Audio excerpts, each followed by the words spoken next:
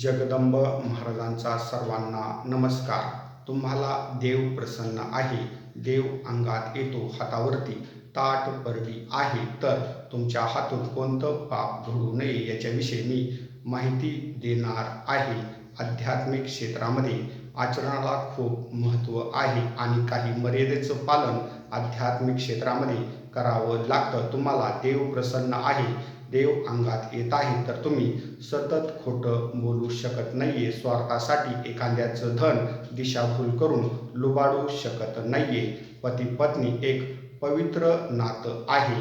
याच्या व्यतिरिक्त एखाद्या पुरुषाने एखाद्या स्त्रीसोबत किंवा एखाद्या स्त्रीने एखाद्या पुरुषासोबत शारीरिक संबंध प्रस्थापित करणं कठोर पाप आहे. आध्यात्मिक क्षेत्रातील व्यक्ती असं पाप करू शकत नाहीये. तुमच्या अंगामध्ये देव आहे, हातावरती परडी आहे, तर तुम्हाला लफडी करता येणार नाहीयेत. आध्यात्मिक क्षेत्रामध्ये मर्यादेचं पालन करावं लागतं. ज्या पण लोकांना आध्यात्मिक क्षेत्रामध्ये यायचं आहे, देव अंगात घ्यायचा आहे, त्यांना मी असं सांगू इच्छितो की तुम्हाला आचरणामध्ये पावित्र्य राखावं लागेल. आचरणामध्ये पावित्र्य राखायचं नसेल तर तुम्ही आध्यात्मिक क्षेत्रामध्ये येण्याचा विचारही करू नये. निव्वळ स्वार्थासाठी एखाद्या देवीदेवतांच्या मंदिरात बसून राहणं हेही पापाच्या श्रेणीमध्ये येतं.